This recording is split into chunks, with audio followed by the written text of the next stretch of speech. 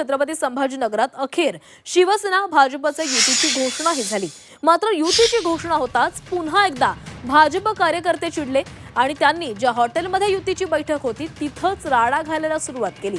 आम्हाला युती नकोय असं म्हणत वैजापूरच्या काही कार्यकर्त्यांनी राडा घातला। जर सिल्लोडमध्ये युती होत नसेल तर वैजापूरमध्येच का असा सवालही या कार्यकर्त्यांनी केला। यावेळी या कार्यकर्त्यांनी अतुल सावेंच्या कारला घेराव घातला। निवडणुकी संदर्भामध्ये शिवसेना आणि भाजपची आज अधिकृतपणे युती झालेली आहे।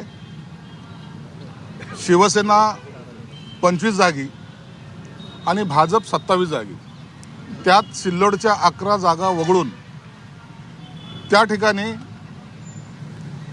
शिवसेनाही लढेल आणि भाजपही लढेल। त्यांचे 11 बी फॉर्म असतील, बीजेपीचे आणि शिवसेनेचे 11 असतील, म्हणून त्यात ह्या जागा मायनस धरण्यात आलेल्या आहेत।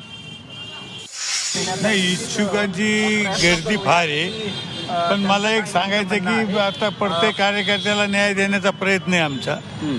पण ठीक आहे, आता युती म्हणल्याच्या नंतर कुठंतरी मागं पुढं व्हावं लागतं।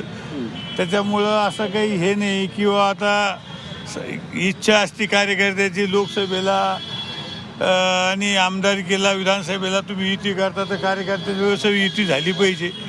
त्याच्यामुळे हा निर्णय घेतलेला आहे। तो व्यक्त करतो। नंतर तुम्ही बघितलं असेल शहराच्या निवडणुकीत पण पहिले 1-2 दिवस विषय चालला, नंतर ते सगळे कार्यकर्ते पक्षाच्या कामाला लागले।